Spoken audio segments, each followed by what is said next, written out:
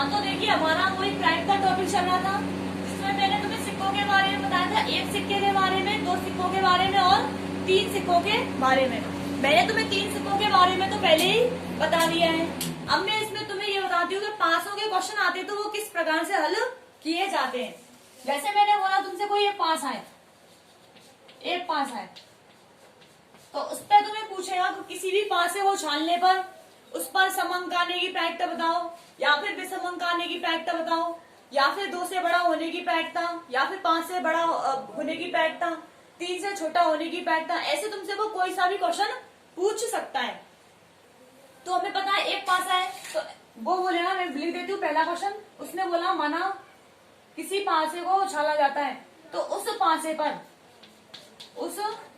पर समअंक आने की प्रायिकता क्या होगी, उस पासे पर समअंक आने की प्रायिकता क्या होगी। पहला क्वेश्चन वो ये पूछ सकता है कि तुम्हें समअंक बताना है, और सम की जगह वो विषम भी कह सकता है, कोई प्रॉब्लम नहीं है।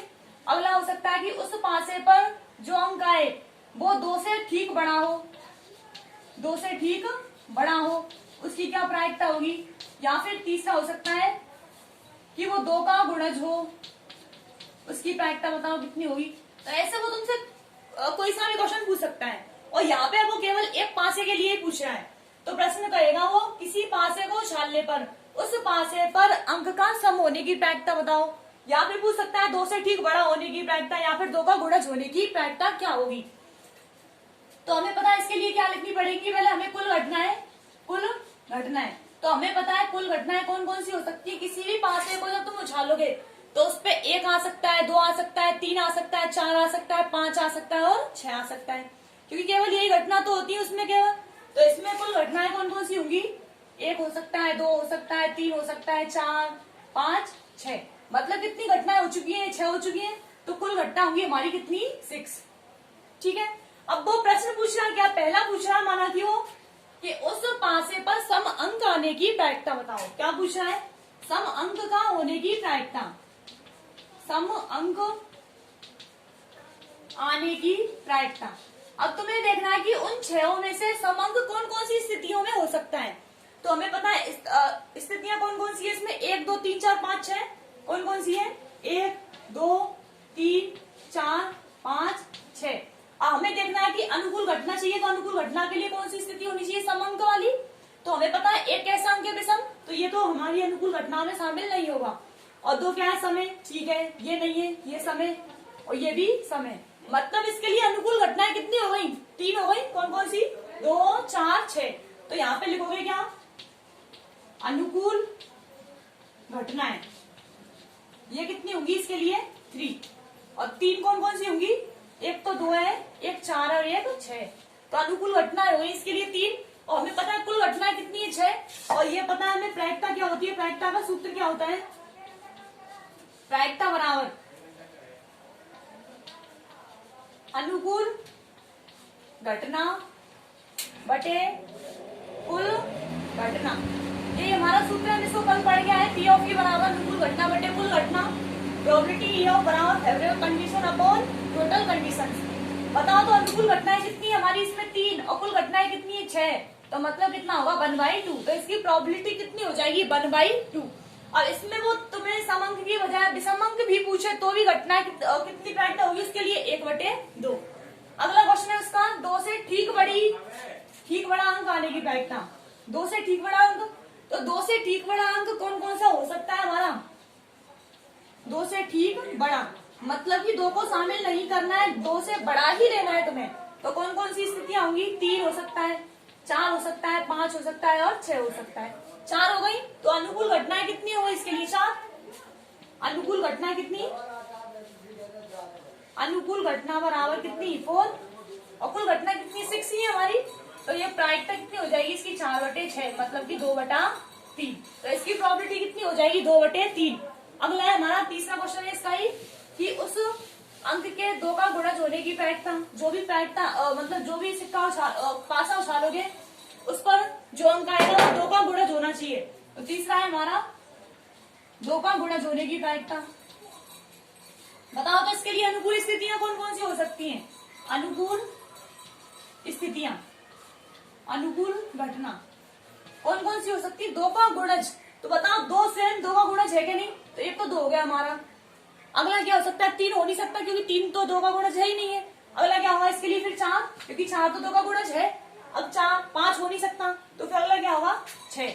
तो इसके लिए अनुकूल घटनाएं कितनी हो गई? तीन, दो, चार, छह। तो अनुकूल घटनाएं हमारी कितनी हो गई? तीन।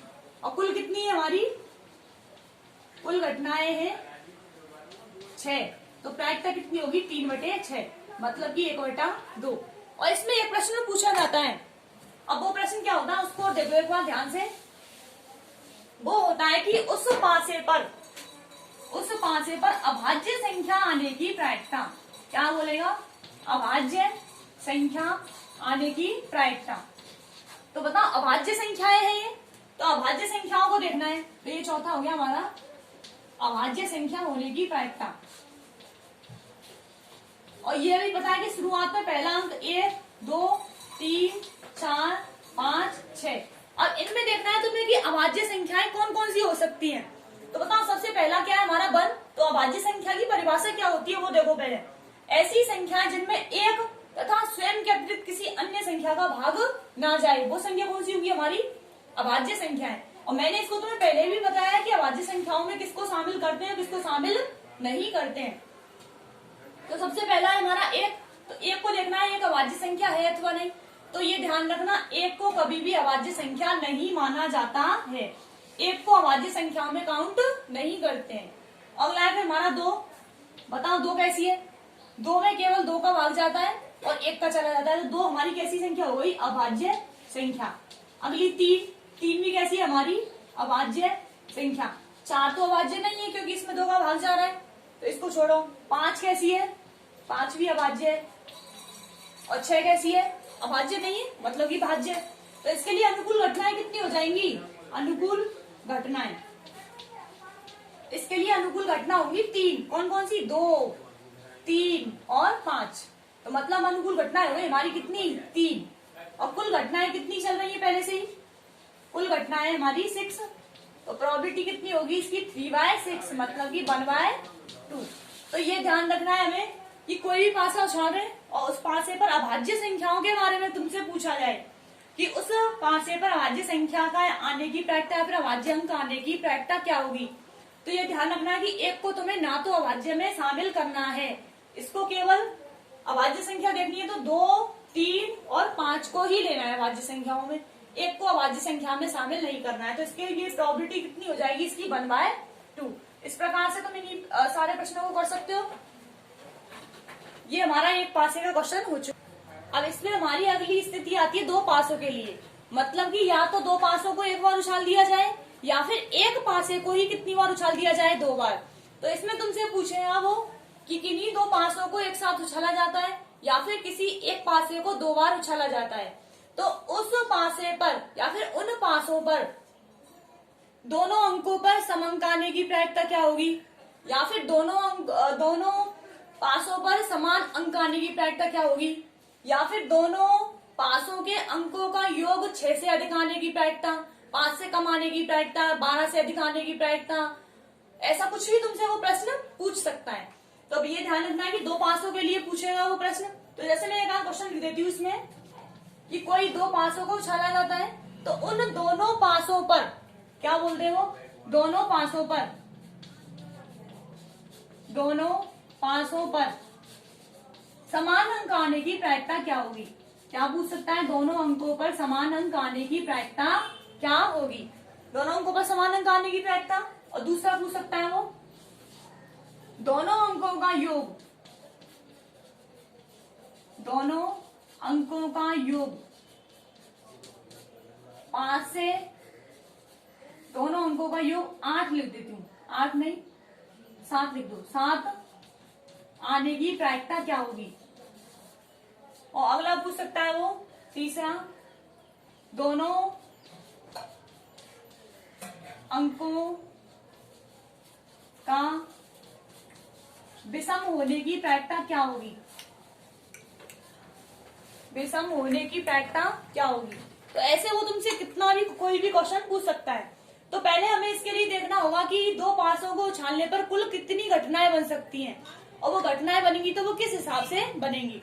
तो हमें पता है 2 पासे हैं, तो उनको ऐसे देख लेते हैं कि माना कि पहले पासे पे क्या आ रहा है 1, पहले पासे पे आ गया 1, और मैंने मान लिया कि दूसरे पासे पे भी कितना आ रहा है 1। तो पहली स्थिति ये हो गई कि दोनों पासों पे 1 1 आ जाए, तो पहली स्थिति ये हो गई हमारी।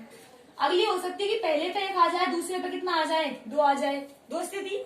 अगला हो सकता है कि पहले पे 1 और दूसरे पे 3, फिर अगला 1 और 4, 1 और 5 और 1 और 6, ये हो सकता है।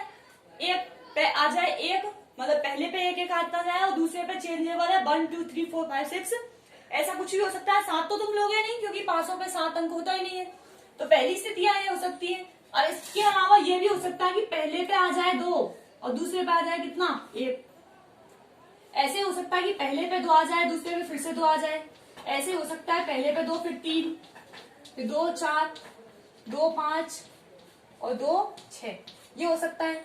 अगला ऐसे फिर 3 के साथ हो सकती है स्थितियां, 3 1 और 3 1 3 2 3 3 3 4 3 5 और 3 6, ये हो सकता है।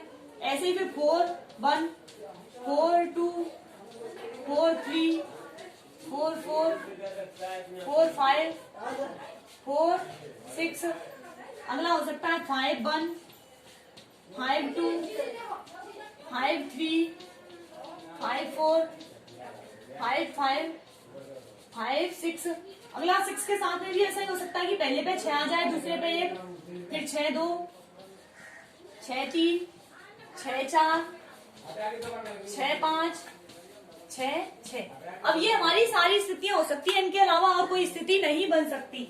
मतलब कि पहले 1 के साथ में सारी स्थितियां हो सकती है, 2 के साथ में भी, 3 के साथ में, 4 के साथ में, 5 के और 6 के साथ में। अब ये स्थितियां कितनी हो चुकी है हमारी, 6 6 दूनी 12 18 6 चौका 24 6 पंजे 30 6 9 36, मतलब कि टोटल घटनाएं कितनी हो गई, टोटल इवेंट्स, कुल घटनाएं हो चुकी है कितनी 36, ये ठीक है। अब इससे पूछ क्या है, जैसे हमारा पहला प्रश्न है कि दोनों पासों पर समान अंक आने की प्रायिकता क्या होगी। क्या पूछा है, दोनों पासों पर समान अंक आने की प्रायिकता, मतलब कि जो पास है पहले पे आ रहा है वही अंक पास है सेकंड पर भी आना चाहिए। तो देखो पहली स्थिति यही है हमारी कि 1 1 आ रहा है दोनों पे, मतलब कि दोनों पे सेम कंडीशन है, और बताओ इनमें और कहीं भी नहीं है ऐसा। और फिर दूसरी स्थिति ये रही कि पहले पे भी 2 है, दूसरे पे भी 2 है, तो ये स्थिति हो गई। ऐसे फिर हमारा तीसरा 3 3, ये भी सेम कंडीशन, ये 4 4 5 5 6 6। तो बताओ यहाँ पर दोनों पासों पर समान स्थितियां है कि नहीं, क्योंकि यहाँ 1 1 2 2 3 3 4 4 5 5 6 6। तो अब ये देखना है कि इसके लिए अनुकूल घटनाएं कितनी हो सकती है। पहले प्रश्न के लिए अनुकूल घटनाएं ये होंगी कौन कौन सी, 1 1 हो सकता है, या फिर 2 2 हो सकता है, या 3 3, या 4 4, या 5 5, या फिर 6 6, क्योंकि दोनों पासों पे समान अंक आ रहा है कि नहीं। तो इसके लिए अनुकूल स्थितियां कितनी हो गई, अनुकूल घटनाएं कितनी हो गई, 1 2 3 4 5 6। तो अनुकूल घटनाओं की संख्या कितनी हो चुकी है 6, और ये पता है हमें कुल घटनाएं कितनी है 36 36। तो बताओ सूत्र क्या होता है इसका, P ऑफ E, प्रायिकता ये क्या होता है, अनुकूल घटना बटे कुल घटना, अनुकूल घटना बटे कुल घटना। बता अनुकूल घटनाएं कितनी है इसके लिए 6, और कुल कितनी है 36, मतलब कि 1/6। तो इसके लिए प्रोबेबिलिटी कितनी हो जाएगी 1/6। अब ये पहला प्रश्न समझ में आ गया होगा शायद। अब ऐसे इसमें दूसरा है दो क्वेश्चन, दोनों अंकों का योग 7 आने की प्रायिकता, मतलब कि जो दोनों अंकों को यदि तुम जोड़ दो, पहले पास से 12 उसको और दूसरे पास से 12 उसको, यदि दोनों अंकों को जोड़ दिया जाए तो अंकों का योग कितना आना चाहिए 7। तो उन स्थितियों को देखो कि किस किस स्थिति में अंकों का योग 7 आ रहा है। तो दूसरे के लिए इसको मिटा देती हूँ, ये तो हो गया हमारा। और इसके लिए दूसरा प्रश्न है कि दोनों अंकों का योग कितना आना चाहिए 7। दूसरा है दोनों अंकों का योग 7 आने की प्रायिकता। अब उनको देखो कि ये ऐसी स्थितियां अनुकूल घटनाएं कौन कौन सी हो सकती है कि जिनमें अंकों का योग कितना आ रहा है 7। अब देखो जैसे मैं इसमें जोड़ू पहले में, तो 1 और 1 कितना हो रहा है 2, तो ये अनुकूल स्थिति नहीं है, क्योंकि हमें अंकों का योग कितना होना चाहिए 7 होना चाहिए। तो ये हटाओ, और 1 और 2 ये भी हटाओ, ये 4 हो रहा है, ये 5, ये 6 हो रहे हैं। और देखना इस स्थिति में अंकों का योग कितना हो रहा है 1 और 6, अंकों का योग 7 हो रहा है कि नहीं, तो ये बताओ अनुकूल घटना हो सकती है कहीं। तो हमारा ये दोनों अंकों का योग 7 आने की प्रायिकता, तो अनुकूल घटनाओं में कौन कौन सी को लिखोगे, अनुकूल घटना तो पहली होगी क्या 1,6। बताओ इसमें अंकों का योग 7 हो रहा है कि नहीं। अगला देखना है, इसमें 3, इसमें 4, इसमें 5, इसमें 6। हाँ देखो इसमें भी कितना हो रहा है, अंकों का योग 7 हो रहा है ना 2,5, तो ये भी लो 2,5। अब यहाँ कितना 8, छोड़ो इसको, ये कितना 4, 5, 6, 7, अंकों का योग कितना हो रहा है 7 ही हो रहा है, तो अंकों का योग हो गया 7। यहाँ 8, यहाँ 9, छोड़ो इसको, 5, 6, 7, इसमें 7 हो रहा है, तो 4,3, ये भी सही है स्थिति। ये 8, 9 और ये 10, छोड़ो इसको, 6 और ये कितना हो रहा है 7 अंकों का योग, 5 और 2 7 हो जाएगा, तो ये अगली स्थिति हो गई। ये छोड़ो, ये भी छोड़ो। अगला 6 और 1, इसमें भी अंकों का योग कितना 7, तो ये भी क्या हो गई हमारी अनुकूल स्थिति। अब ये पूछ रहा था कि दोनों अंकों का योग कितना आना चाहिए, 7 आना चाहिए, तो केवल तुम्हें वही कंडीशन लेनी है जिनमें दोनों का योग कितना होना चाहिए 7। तो पहली स्थिति तो ये थी हमारी, दूसरी ये रही, फिर तीसरी ये रही, चौथी ये रही, पांचवी ये रही और छठवीं ये रही। तो अनुकूल घटनाएं कितनी हो गई, इसलिए 1, 2, 3, 4, 5, 6, तो अनुकूल घटनाएं हो चुकी है कितनी 6। और कुल घटनाएं कितनी चल रही है हमारी पहले से 36, तो प्रोबेबिलिटी कितनी हो जाएगी 6/36, मतलब कि 1/6। आ गया होगा समझ में शायद। अब ऐसे फिर तीसरा प्रश्न है वो, दोनों अंकों का क्या होने की प्रायिकता, विषम अंक होने की प्रायिकता, मतलब कि दोनों अंकों का क्या होना चाहिए, विषम अंक होना चाहिए। ऐसा नहीं कि पहला सम है फिर दूसरा विषम हो जाए, इनमें दोनों अंकों को ही विषम लेना है। तो तीसरा है हमारा, दोनों अंकों का विषम होने की प्रायिकता, दोनों अंकों का विषम अंक होने की प्रायिकता, मतलब कि जो पहले पासे पे विषम अंक आया तो सेकंड पासे पे भी क्या आना चाहिए, विषम अंक ही आना चाहिए। तो ऐसी स्थितियां देखो, पहला देखो पहले पे विषम है और दूसरे पे भी क्या है विषम, तो बताओ अनुकूल घटना है क्या नहीं। तो इसके लिए अनुकूल घटनाएं कौन कौन सी होंगी, अनुकूल घटनाएं बताओ, पहली हो गई 1,1, दोनों अंक कैसे है विषम है, ठीक है। यहाँ देखना 1 और 2 क्या है यहाँ पे सम, तो ये छोड़ो, यहाँ पे दोनों क्या है विषम, तो क्या हो जाएगा 1,3, ये नहीं है, ये क्या है 1,5, ठीक है। तो इसमें तीनों अंकों पे क्या है, और तीनों कंडीशनों में दोनों पासों पर विषम संख्या है। अब यहाँ देखो, यहाँ तो सम में क्या आएगी, सम ही सम आ रहा है पहले पे, तो ये तो स्थितियां कहीं लोगे ही नहीं। अब 3 के साथ में देखना है, तो 3 के साथ में पहली 1, 2 वाली लोगे नहीं, फिर 3,3, फिर 3,5 और 6 को लोगे नहीं क्योंकि सम हो जाएगी। 4 के साथ में कोई स्थिति बनेगी नहीं क्योंकि 4 ही पहले से क्या है सम है। 5 के साथ में बन सकती है कौन कौन सी, 5,1, 5,3 और 5,5, और 6 के साथ में कोई बनेगी नहीं। तो हमारी स्थितियां कौन कौन सी हो चुकी है वो देखो, इसमें दोनों में क्या है विषम अंक, इसमें दोनों विषम विषम, सब में विषम विषम अंक है, और ये पूछ रहा भी है ये कि दोनों अंकों का क्या होना चाहिए, विषम अंक होना चाहिए। तो स्थितियां देखो कितनी हो गई, 1, 2, 3, 4, 5, 6, 7, 8, 9, तो अनुकूल घटनाएं कितनी हो गई इसके लिए 9, और कुल कितनी चल रही है पहले से 36, तो प्रोबेबिलिटी क्या हो जाएगी इसकी, P बराबर 9/36, मतलब कि 1/4। तो ये ध्यान रखना है कि इसके लिए प्रायिकता कितनी हो जाएगी 1/4, और ये भी ध्यान रखना कि दोनों अंक क्या होने चाहिए, इसमें विषम अंक होने चाहिए। तो ये स्थिति हमारी हो चुकी है। अब ऐसे इसमें वो तुमसे ये भी पूछ सकता है कि ऐसी कितनी स्थितियां होंगी या फिर उसकी क्या प्रायिकता होगी यदि दोनों अंकों का योग, दोनों अंकों का योग या फिर दोनों पासों पर जो अंक आ रहे हैं उनका योग 12 से ठीक छोटा हो, 12 से ठीक छोटा हो। अब ये पूछ रहा है 12 से ठीक छोटा होना चाहिए। अब ये नहीं कि 12 भी हो सकता है, इसमें 12 को शामिल नहीं करना है। ये पूछ रहा है चौथा कि दोनों अंकों का योग 12 से ठीक छोटा होना चाहिए, मतलब कि जिन अंकों को तुम योग करोगे दोनों को, वो योग कितना होना चाहिए 12 से ठीक छोटा। तो बताओ यहाँ पे योग 2, यहाँ 3, 4, 5, 6, 7, अधिकतम 7 अंक योग हो रहा है, तो ये शामिल हो जाएंगी इसमें अनुकूल घटनाओं में। ये भी कितने हो जाएंगी, 8 हो जाएगा, तो ये भी सही है। यहाँ देखो केवल 6 और 6 12, केवल यही स्थिति ऐसी है जिसमें अंकों का योग कितना आ रहा है 12 आ रहा है, केवल यही स्थिति ऐसी है जिसमें अंकों का योग कितना आ रहा है 12। बाकी सारी कंडीशंस में ये योग कितना हो रहा है 11 से कम हो रहा है कि नहीं, मतलब 11 से कम ही है। और यहाँ देखना है तो हमें 12 को शामिल नहीं करना है, तो इसके लिए अनुकूल घटनाएं कितनी हो जाएंगी, चौथे के लिए अंकों का योग 12 से कम हो, 12 से कम हो, 12 से कम होना चाहिए, ये नहीं कि 12 को भी शामिल करना है। यदि वो कहता कि दोनों अंकों का योग 12 या 12 से कम हो तो तुम्हारा ये शामिल करना ठीक था, परंतु यहाँ कह रहा है वो केवल कि दोनों अंकों का योग कितना होना चाहिए 12 से ठीक कम होना चाहिए। तो 12 से कम सारी स्थितियों में केवल यही स्थिति है जो डिस्टर्बेंस क्रिएट कर रही है। तो बताओ इसके लिए अनुकूल घटनाएं कितनी हो जाएंगी, अनुकूल घटनाएं पूरी घटना कितनी है 36, इसमें इसको शामिल नहीं करना है, तो बाकी जो शेष घटना है वो कितनी हो गई हमारी 35। लिखना कोई जरूरत नहीं क्योंकि इतनी सारी कहां तक लिखोगे। तो इसके लिए अनुकूल घटनाएं कितनी हो चुकी है 35, क्योंकि 12 से ठीक छोटा होना चाहिए अंकों का योग, तो 12 से छोटा ही है सभी अंकों में, ये केवल 12 हो रहा था तो इसको क्रॉस कर दो यहाँ से। तो अनुकूल घटनाएं कितनी हो गई 35, और कुल घटनाएं कितनी चल रही है पहले से हमारी, कुल घटनाएं 36। तो बताओ प्रोबेबिलिटी कितनी हो जाएगी इसकी 35/36, तो यही क्या है इसकी प्रायिकता। तो ये हमारे 2 पासों के लिए प्रश्न है, 2 पासों के लिए कुल घटनाएं कितनी होंगी 36, तो ये ध्यान रखना।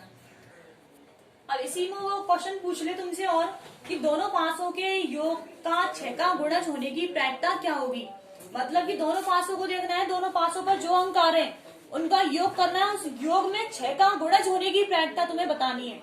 और हमें पता है 6 का गुणज होने की प्रायिकता के लिए 6 का गुणज होना चाहिए, तो 6 का गुणज कौन कौन सा हो सकता है 6, और दूसरा है 12, और तीसरा 18, तो 18 तो योग इसमें हो ही नहीं सकता। तो केवल स्थितियां वो होनी चाहिए जिनमें अंकों का योग तो 6 हो रहा है और ये फिर कितना हो रहा है 12, तो वही स्थितियां कौन कौन सी होंगी वो देखो, दोनों पासों के अंकों का योग, अंकों का योग कितना होना चाहिए 6 का गुणज, 6 का गुणज। तो इसके लिए स्थितियां कौन कौन सी होंगी, या तो वो 6 होना चाहिए या फिर 12 होना चाहिए। 18 के लिए तो कोई जगह ही नहीं है क्योंकि 18 तो इसमें आएगा ही नहीं योग, तो अधिकतम योग कितना हो सकता है इसके लिए 12, तो अंकों का योग एक तो 6 होना चाहिए एक 12 होना चाहिए। तो ऐसी स्थितियां कौन कौन सी जिनमें अंकों का योग 6 हो रहा है और 12 हो रहा है, तो देखो इनमें कौन कौन सी स्थितियां हैं। पहले में अंकों का योग 2, 3, 4, 5, 6, बताओ इसमें अंकों का योग कितना हो रहा है 6 हो रहा है कि नहीं, तो ये अनुकूल स्थितियों में शामिल की जाएगी। तो पहला कितना है 1,5, क्योंकि अंकों का योग कितना हो रहा है यहाँ पर 6, तो ये स्थिति हमारी अनुकूल घटना हो चुकी है। यहाँ पे कितना हो रहा है 7, तो ये छोड़ो, ये 3, ये 4, ये 5 और ये कितना है फिर 6, बताओ अनुकूल घटना है क्योंकि अंकों का योग कितना है 6, और 6 के लिए 6 का गुणज होना सही है। अगला कितना 7 और ये 8, छोड़ो 4, 5, ये 3, बताओ अनुकूल घटना है क्या नहीं, सॉरी 6 नहीं 2, 4, 2,4, 2,4 लिखाएंगे। और अगला है फिर 3,3, अंकों का योग कितना हो रहा है इसका भी 6 हो रहा है, तो ये भी सही है हमारा। ये हो गया 7, ये हो गया 8 और ये 9, 6 का गुणन नहीं है 9, तो ये छोड़ो 5, 6, तो हमारी अगली स्थिति होगी कितनी 4,2, क्योंकि अंकों का योग कितना है 6 और हमें पता है 6 में 6 का पूरा पूरा भाग चला जाता है। ये 7, ये 8, ये 9 और ये 10, इसमें से कोई भी नहीं है 6 का गुणज। अगला 5 और 1 6, ये भी 6 का गुणज है। ये कितना 7, 8, 9, 10, 11, छोड़ो, ये देखो 7, 8, 9, 10, 11, 12 और 12 भी तो 6 का गुणज ही है, तो 6,6। तो इसके लिए अनुकूल घटनाएं कितनी हो गई 1, 2, 3, 4, 5, 6, क्योंकि अंकों का योग केवल 6 और 12 ही होना चाहिए, क्योंकि 6 का गुणज केवल यही है हमारे इसमें। तो इसके लिए अनुकूल घटनाएं कितनी हो गई 6, और कुल घटनाएं कितनी चल रही है पहले से 36, तो प्रोबेबिलिटी कितनी हो जाएगी इसकी 1/6। ये हो गया। अगला पूछा है वो दोनों अंकों का समअंक होने की प्रायिकता, मतलब कि दोनों पासों पे जो अंक है वो दोनों क्या होने चाहिए समअंक होने चाहिए। तो पहले में अंक कैसे दोनों विषम, तो छोड़ो, इसमें एक क्या है एक तो समय एक विषम है, तो ये भी नहीं चलेगा। इसके साथ में तो कोई आएगा ही नहीं क्योंकि एक खुद ही क्या है पहले से विषम है, तो इसमें तो कोई स्थिति बनेगी ही नहीं हमारी। तो इस दूसरे प्रश्न के लिए दोनों अंकों का समअंक होने की प्रायिकता, तो इसमें कोई स्थिति बनेगी नहीं, तो ये क्रॉस करो। इसमें भी कोई स्थिति बनेगी नहीं क्योंकि ये भी क्या है हमारा विषम अंक है, तो इसको भी छोड़ो। इसमें कोई स्थिति बनेगी नहीं क्योंकि पहला क्या है विषम, इनमें स्थितियां बन सकती है कि दोनों में क्या होना चाहिए, समअंक होना चाहिए। बताओ 2,1 1 कैसा है, विषम अंक, तो छोड़ो इसको। अब 2,2 है, इसमें बताओ स्थितियां कैसी हो गई, दोनों ही सम हो गई। तो ये स्थिति हमारी कैसी हो गई, अनुकूल स्थिति। ये होगी नहीं, ये क्या है 2,4, ये कैसी स्थिति है, अनुकूल। अगला है 2,6। अब ऐसे 3 के साथ में होगा नहीं, 4 के साथ में 4,2, 4,4 और 4,6। ऐसी 6 के साथ में 6,2, 6,4 और 6,6। तो इसके लिए अनुकूल स्थितियां हो गई सारी, दोनों में अंक कैसे समअंक है। तो 1 2 3 4 5 6 7 8 9 अनुकूल घटनाएं कितनी हो गई इसके लिए 9, और कुल घटनाएं कितनी है इसकी 36। तो प्रायिकता कितनी होगी 1/4। इसके लिए प्रायिकता का मान कितना होगा 1/4। तो ये 5 है, ये ध्यान रखना कि 2 पासों में कुल घटनाएं कितनी होती है 36।